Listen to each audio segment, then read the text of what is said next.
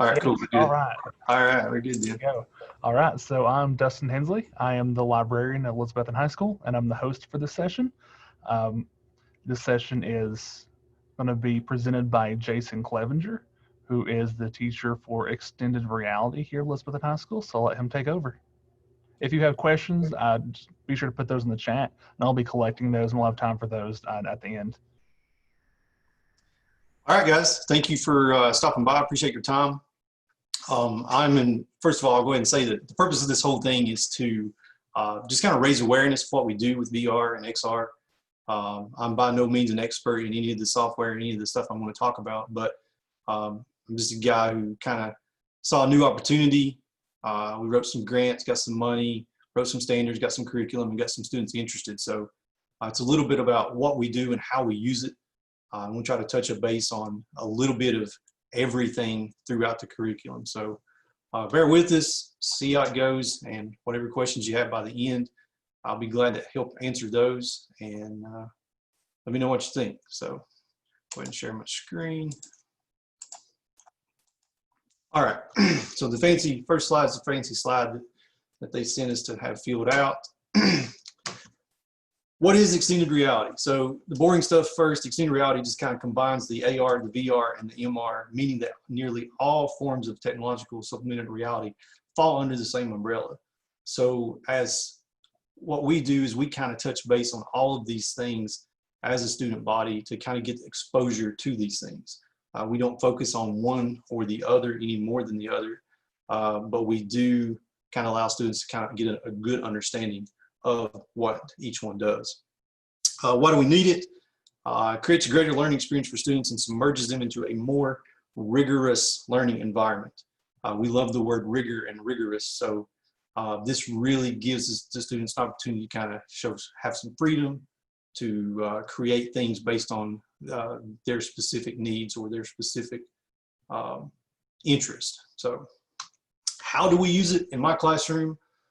We have Oculus application software and Oculus Rift S headsets with hand controls. The Oculus software is free, so we're able to download it, and it interacts well with our Oculus Rift headsets. You see a picture of the headset and the two hand controls here. We use that for educational experiences or to test out the software that our kids have created. And for curriculum, we have access to Unreal Engine, Blender, and Maya. I'll talk a little bit about each one of these as we go as well. Again, I'm no expert in these three. We are 1 year in to this curriculum. We had about 45 kids come through the program. And based on the interests of kids, we touched base in each one of those. If you're not familiar with Unreal Engine, it's free software that you can download. It's a game engine. They create some of the games like Fortnite, maybe you've heard of it, BioShock, Gears of War. They've done a lot of cool gaming, actual platform games. And they offer a lot of cool stuff on their website as well for free sources. Blender and Maya are 3D modeling software. So you can actually create things in Blender and Maya and upload them into Unreal and kind of make them come to life. So we'll talk more about those as we go too. The equipment that we use, many of these are pretty high end. We were very fortunate with the software that we have and our partner who helped us get it.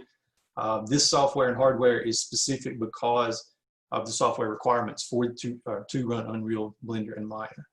What we have is we have 15 Alienware towers with NVIDIA 27 graphics cards, i7 processor, 16 gigs of RAM, and we each have a set of 24-inch monitors. The monitors are helpful because when kids are in the headset, they see something, and then I can look at their computer screen and actually see what they're using as well. I can provide feedback as I walk around, navigate the room. So, and of course, Oculus Rift S headsets, hand controls, mouse and keyboard, and a shared drive. The shared drive is helpful because it gives the kids a chance to collaborate. They can create something and share it with their kids not their kids, but their fellow classmates. They can share it with them and interact just by uploading a file. Maybe a kid's creating a character and another kid's really good at animation, then they can upload that file to the shared drive. One kid can create it, one kid can animate it, and they have a really good chance at some good collaboration there. So most of these requirements are standard to the software. depending on what you would need. You do not need all three of those to make the course work. They just kind of go hand in hand. It kind of would depend on what your interests are. My standards and curriculum, I was fortunate enough to get my standards approved by the state. I got most of the information from our partner company, who I'll mention in a second. Some of it's my own interest, and some of it was from the Unreal Engine website. They're pretty basic. They're really, really, really broad. So it kind of gives us freedom to run the course how we want under a certain realm of the XR definition. So you should be able to access that link. If not, I'm glad to share those with you later.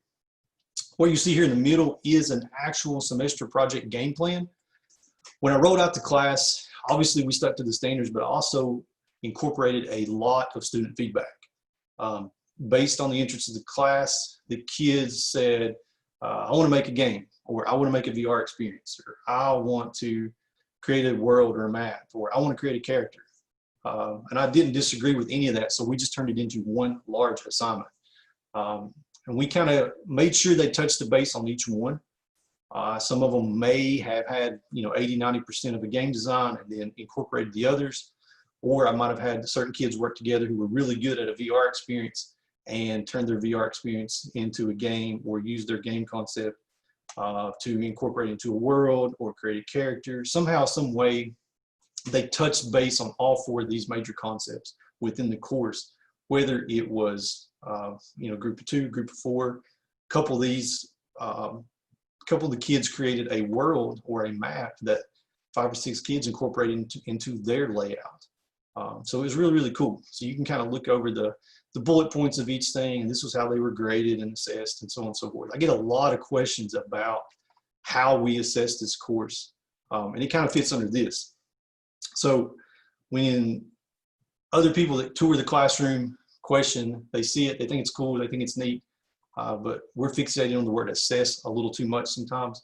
But for me, the most simple way to assess anything that's accomplished in my classroom is, does it work? Does it do what it's supposed to do? How does it look? Is it formulated within the bounds of normal activity, which means to me just, is it playable? Is it doable? Is it seeable? Is it usable, kind of thing? What can it do? Does it have a purpose? Did you meet your goal? And is this something someone else could use? And then a big thing for me from day one in my classes are a why. Why did you create this? Typically, if the kid can tell me why, let's say they create this, mythical dragon character, and I say, well, why'd you create that? And they're like, well, instead of just a typical high school response, I don't know, I actually get an explanation of like, well, I'm into art, I'm into design, I'm into mythical creatures. I think this would be cool if I were able to put it into this map. And then next thing you know, maybe these kids didn't really work together in the beginning, but as they create this character and that's their why, then it kind of answers some of these other questions. It gives them more passion about what they're doing. It gives them more love for the course and for what they can do. And before you know it, they've hit 90% of the standards, and the curriculum has worked itself out because they've answered these questions alone. So mainly if it works, if it has its purpose, and it kind of seals their passion, then I think that's assessment goals and so on. So some of my external sources, this is where it gets a little more in depth. And again, this is actually already in the file part of this presentation. If you guys want to go back and look at this and get some ideas, I know I'm going to go over a lot of information and so on and so forth, but you're welcome to look at this where I can share it with you individually at the end. But we have some external sources here. Lobaki is a company who they specialize in XR and VR design from a hardware and software and curriculum standpoint. This is our partner company, and I'll talk a little bit more about them in a minute. But they have access to curriculum online. They actually have an online community where we can look at and we can work together with some of the professionals there. So that's our number one source. We have Unreal Engine that we use. You can go to unrealengine.com, click on their Learning Support tab, and they have literally years worth of sources on there as far as curriculum goes. They have quizzes, You can download them. You have curriculum from lesson plans, from structure, all kinds of different sources on there. And that's where my kids get a lot of their questions from. And they have them in paper form. You can print off the worksheets. You can print off the instructions. They have video form, whatever fits your learning style. Blender and Maya are both 3D modeling software. Blender's website has tutorials as well. Maya does have a cost unless you apply for an educator license. Both of these softwares are very, very large. You may or may not be able to use both of them on the same unit at the same time, depending on your specs. But they are very, very, very good, and they work with Unreal Engine as well. So it's easy to create stuff and upload your assets or your characters into Unreal Engine. So that's kind of why we go that route. All right, Jason, we have a question in the chat. Okay, go ahead. So the question is, for the curriculum, you utilize Unreal Engine. Can we utilize Unity? Yes, we just kind of, based on our background with Lubbock, they focus in Unreal. You could essentially do the exact same thing with Unity. Personally, I'm just not as familiar with Unity as I am Unreal Engine. The same concepts could be used because, again, they're so broad. A lot of the vocabulary and stuff in the curriculum and in the standards are fit for any game engine per se. And I'm pretty sure that Maya and Blender work well with Unity as well. Unreal Engine is more of a blueprint, what I call blueprint software. Unity, I think, focuses a little more on hard code. So when you look at Unity, I think you see a little more of the bells and whistles in the code. Unreal uses more charts and graphs and blueprints. You don't actually see the raw code as much in Unreal, but it focuses in C++. So yeah, there's no reason you couldn't use Unity to do all of this. That's a good question. So we good? All right. Another source that we use, YouTube, maybe you're familiar with it. They have a lot of cool stuff on there. My kids they do a lot of educational stuff on YouTube. There's a lot of junk on YouTube too, as far as what they can find and what they can't find.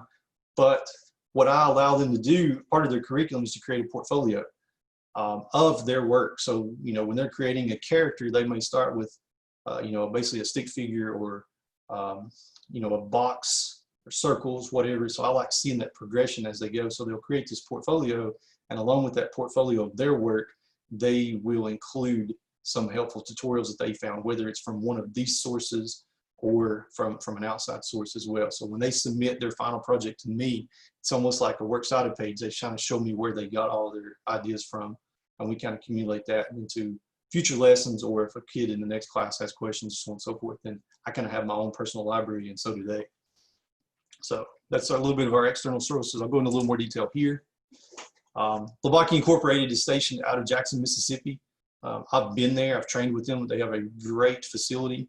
It's real small. It's real low key, but they have an on-site academy, and some of their students there are actual students who may or may not have went to college route. They may be adult learners, so on and so forth. But they focus in their curriculum. I'll start this little video here to show their website. They focus in XR curriculum. They have an online community where there's people pretty much sitting by the computers waiting on us to talk to. If we have an issue with any of our projects, they will assist us. You can see the members of their community. Some of these are actually my students, where they can actually get on Interact as well. They have the online academy where you can go through, watch the videos, you can do the live training. There's quizzes at the end. Some of this is actually linked to unrealengine.com as well. This is kind of how I start my curriculum. So make sure that they actually understand what VR and XR is. There's tons and tons of resources on here. It's very, very helpful. And you can access this through lubbock.com. And I've actually included, a shameless plug from Mr. Jordan here. He got us started on all this. He's a super dude. I've included his email if you want to reach out to him. I talked to him prior to this and told him a bunch of strangers started emailing him asking him questions. He was like, bring it on. So he's a great guy. He's in it for the right reasons. So if you have any questions about how to get started or the hardware, software, this is a really, really, really good source. So I always throw that one out there first. How do we use it in ways other than just in my classroom? This is the beauty of it for me, and I think one of my former teachers in here too. One of the main things that we're able to do is I teach four classes a day, so I have a planning period, and other teachers are able to bring their kids into my classroom and actually experience the VR from a educational standpoint of what they call apps that are already developed. And here's some of those apps names. These experiences are Sharecare, the Body VR, Gnome, JigSpace, Oculus Medium, Wrench, the People House or Masterworks, and then a spacewalk. What they can do is these are all, and I'm pretty sure all of these are free except Wrench. I've used Wrench, it's pretty cool, but it is a little pricey. I think it's like 20 bucks per station. But the rest of these are all free. And if you download the Oculus app, you immediately have access to all of these experiences. They're just like apps you would download on your phone. And what you do is you simply download a Sharecare app, put on a headset, and then you can simply start watching it and interacting with it. And I've got a couple videos I'll show you as we go. So I'm fortunate enough to have 15 units, but those 15 units all have different sign-ons. So if you can get a couple units, maybe throughout the building, then all you have to have is an Oculus account, and you can sign on to different computers with the same account. So you could just have this on one computer and then go sign in on another one, and you can have access to it. But these are just a few, just to kind of show how that I've personally dealt with other classes using these. I've got nothing but good feedback from these teachers. And I'll show you a couple videos on, I've got one on Sharecare, JigSpace, and Oculus Medium from an art standpoint. So this first one is at me, I did this a couple of days ago, but it's me in Sharecare actually interacting with the heart and the eyeball. So this is what you would see when you put the headset on. You have to actually use your hands as you go. Click on your library. You see a tab here that says organs and systems. Click on the system or organ that you want. Some of them have various conditions that you can view. For here, I chose the heart and healthy. And then you're completely submerged into this virtual experience now. If you have your headset on, you can hear the beating, you can hear airflow, stuff like that. So it completely kind of engulfs you in the experience. Click on the heart there, the heart logo, and it gives you an inside view. So now we are physically inside the heart. You can see the working parts of the atriums and the ventricles and all those cool things that they learn in health science class. So it's really cool from my standpoint to be able to, I mean, I'm a lifelong learner as well, so I like learning this stuff as I go, stuff that I've learned and forgotten since my high school day. But to have an anatomy or health science teacher already cover this information in a class, that then bring the kids in and then experience this and hear the chatter amongst the kids of how much more they understand it now that they've got to have this hands-on learning and stuff. So it's a really cool, it kind of speaks for itself. Here I'm going out and you can actually click a labels tab, and obviously it labels each part of the heart. You can do this on the inside or outside of the organ or system that you're looking at. You click on the little ECG button at the bottom and you can kind of see your heart rate. Here I'm cranking up the beats per minute so you can kind of see what's going on. Got to crank it back down. Too much Mountain Dew. And if you want to look at a different one, you just simply have the full hand controls of each one. If you want to look at a heart failure, heart that's near heart failure, you can kind of see a little more of the pressure going on those valves and stuff like that inside the heart.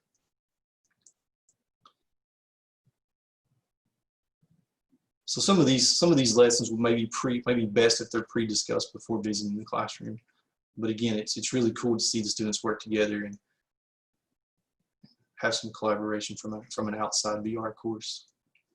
So now we'll take a quick look at the lungs as well. You kind of see the exact same thing you did with the heart. You have the same kind of controls.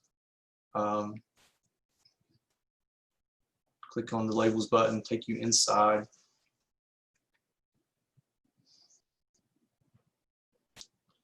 Now you're inside the lungs. The little button here looks like wind. That's actually like an airflow button, so you can actually see the air coming in and going out of the lungs.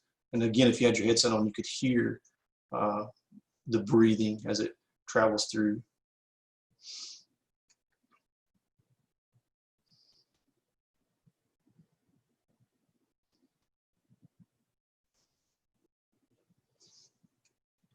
I think I got one more quick one here on the eyeball.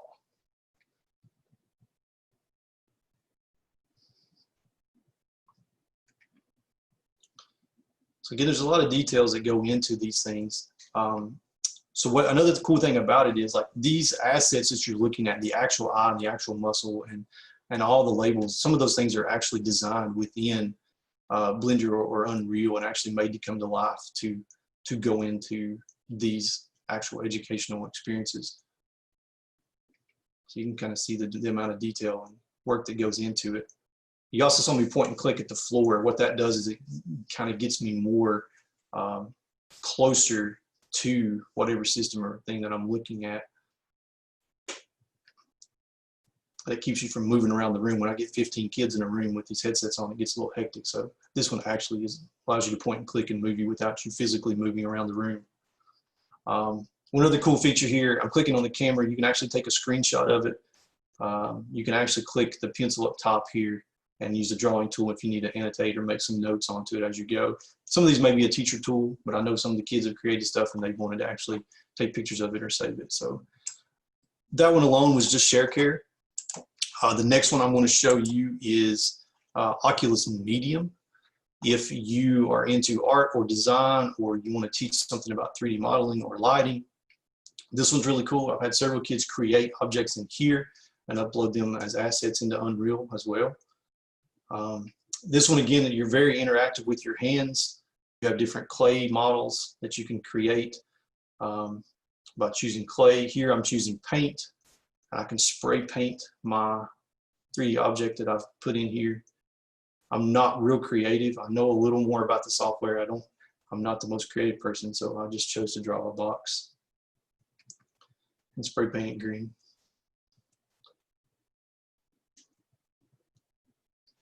This one's very, very popular in my class as far as design goes, because kids like to freehand it, actually using their hands more than point and click with their mouse.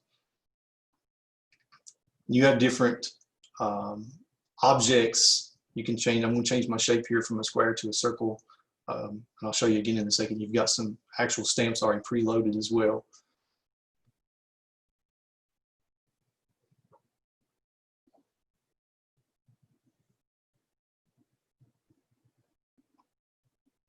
I'm not sure what inspired my design skills this day, but quarantine was kicking in, I guess.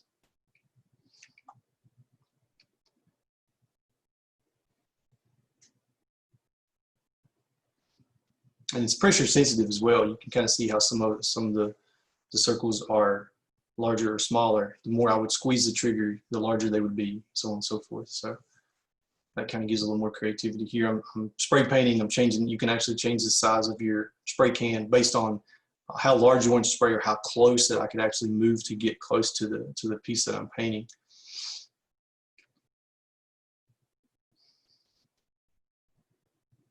And there's tons more that you can do with this. There's your possibilities are a little endless. It's just kind of whatever you think you could use it for.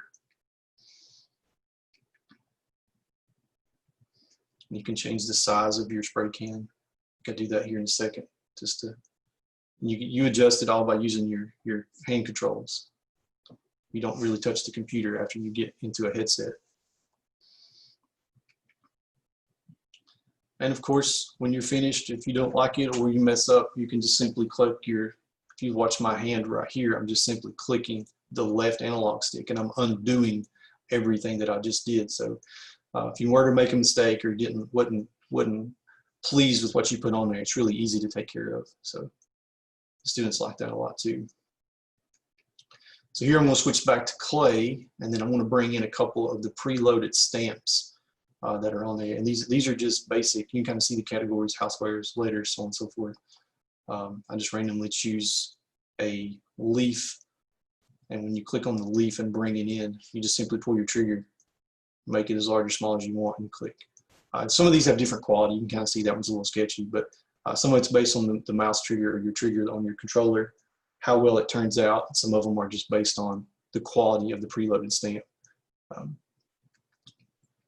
I think we pull in if we go to the bones, we pull in a human skull. What you might be able to do as a teacher is put a picture of a skull up there. Maybe if you have an anatomy or health science class, maybe they could label the parts of that skull where it kind of gives you more of a three-dimensional explanation. So just a couple of ideas of how we use it and how we can like put it into your curriculum.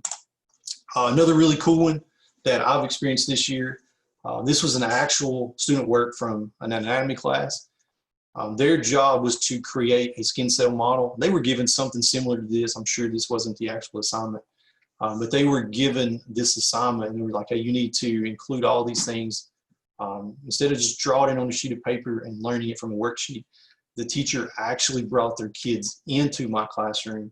I gave them a quick tutorial just like I just showed you in Oculus Medium, and this was their final result. This was very impressive. This was one of the first. I told you we'd only been doing this for a year, so this was just several weeks into the course, and teachers were already bringing it in to learn how to use software and use VR in other ways. And you kind of see the end result here. This was really, really cool. And I think after this was over, part of the assessment on this assignment was the kids had to actually tell the teacher what each part was. They didn't label it inside the headset, but they did otherwise. So do we have another question there, Dustin? Yeah, we've got a hand raised here. Okay.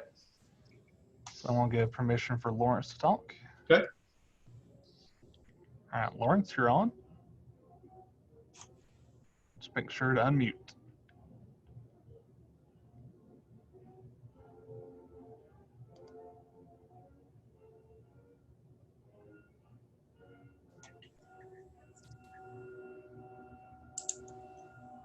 No, it's still muted on my end.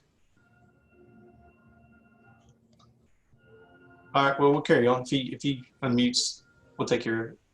Yeah, Lawrence, if you want to put that into the chat, we'll make sure to get that question taken care of.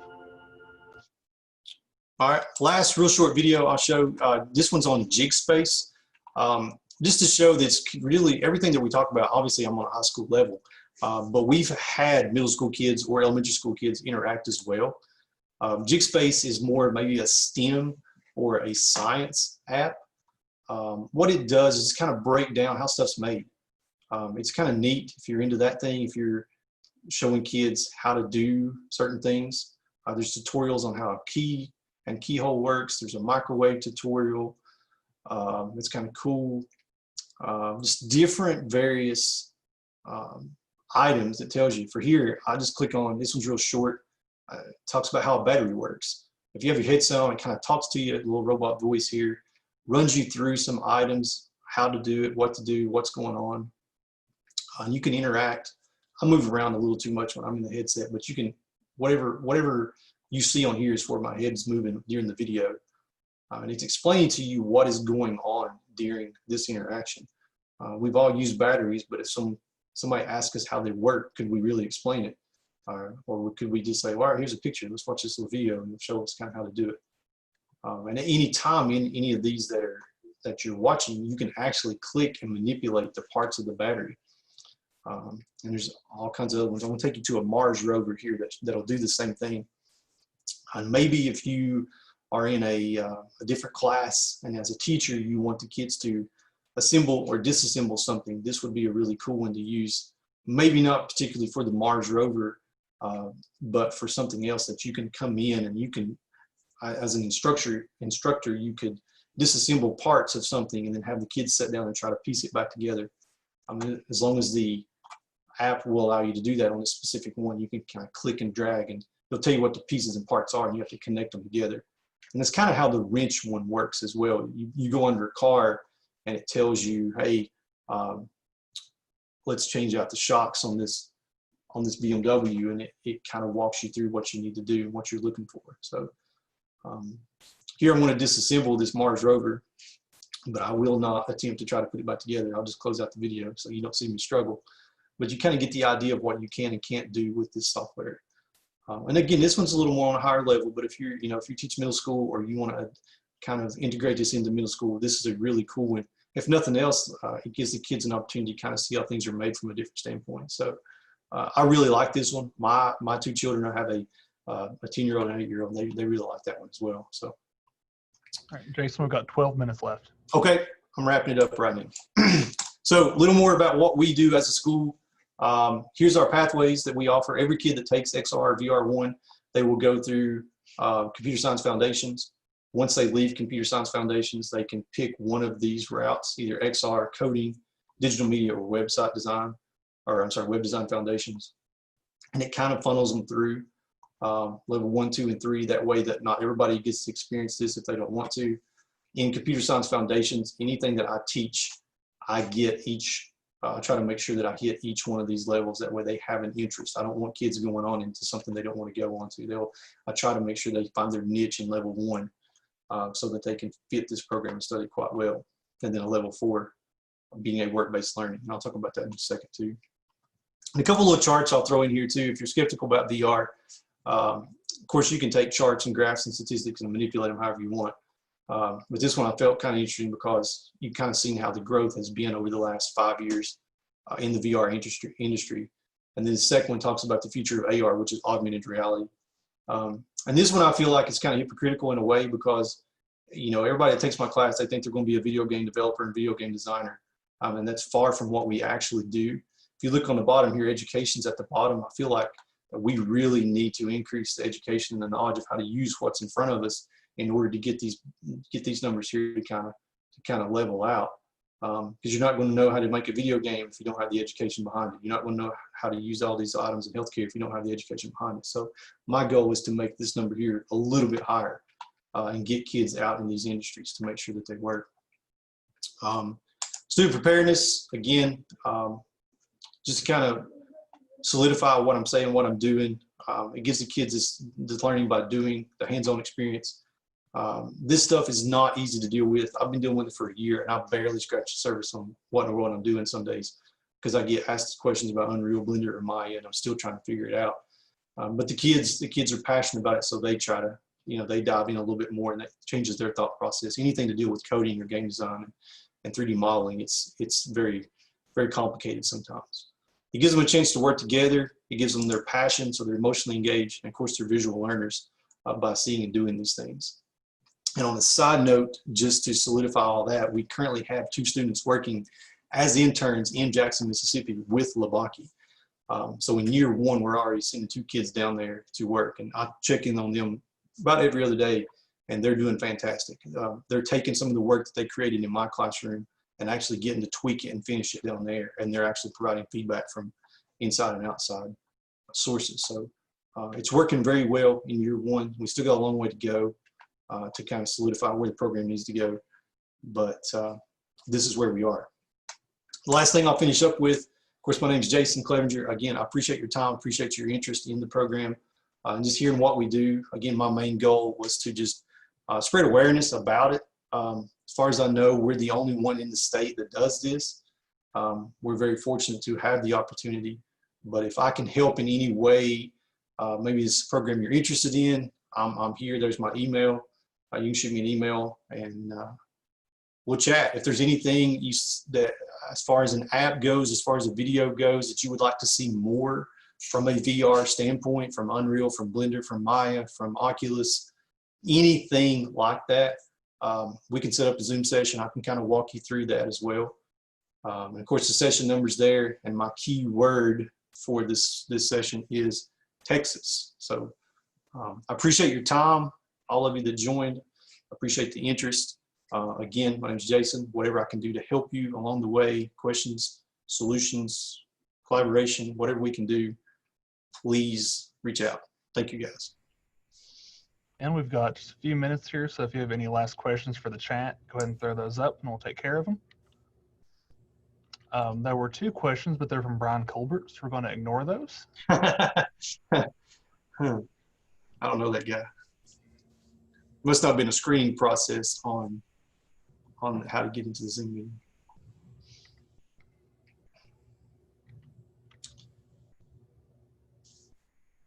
All right, so we have a question about headset and equipment. So the cost involved for headset and equipment. All right, so on the Rift S, they were running around $299 to $349 when we got them. They actually, Oculus has just produced the Oculus Quest. I say just produced, it's probably been out a year or so. But they've just produced the Oculus Quest, The difference in those two headsets, other than cost, is one is wired and one is wireless. The Rift S that we use is wired.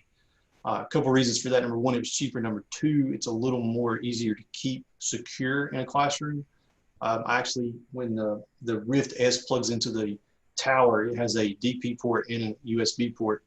And I have little cable locks on the back of that and on the back of my table so the kids don't actually walk off with it or the hand controls. The Quest runs about $399 right now, I think. The downside to any of that right now is due to the pandemic. None of those are in production unless they're getting ready to fire back up. I know they haven't been in production since March or April.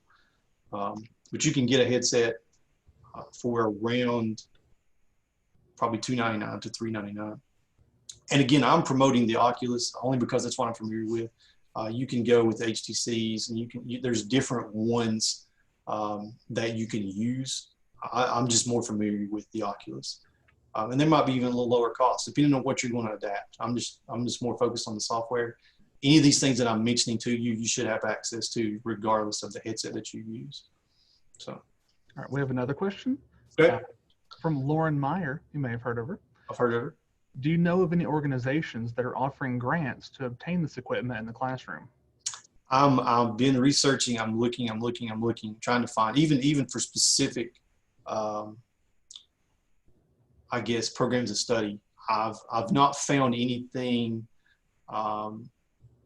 too far out of our grasp, but I'm hoping with enough research and a very dependable, loving CTE instructor that we can find some new loopholes out there to try to find some more funding for this particular software. And I think whenever you are looking for a grant to try to apply for these, it's important, if you can't find a specific technology grant to purchase VR for creating VR like the class, if you can find grants that are supporting some other type of educational initiative, like it for STEM or something like that, that you can work these into grants like that based on how you word what you're trying to do. Yeah. So if you're wanting to be able to benefit your nursing program or your health science program, if you can say that we want this to be able to accomplish all of the things that we can see inside of the programs that we saw today, that helps phrasing wise to be able to get the grant through a different non-technology grant, as long as the grant allows for technology. There are a lot of grants out there that say not for technology, but if you find one that's an educational grant that you can slide this in there, that can help. Yeah, I agree with that too.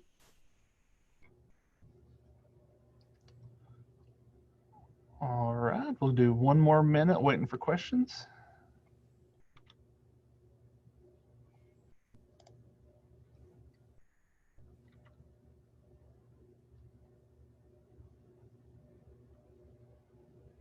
Don't forget Texas.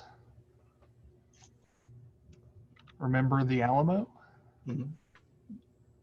Okay, we have a question from Brian Colbert.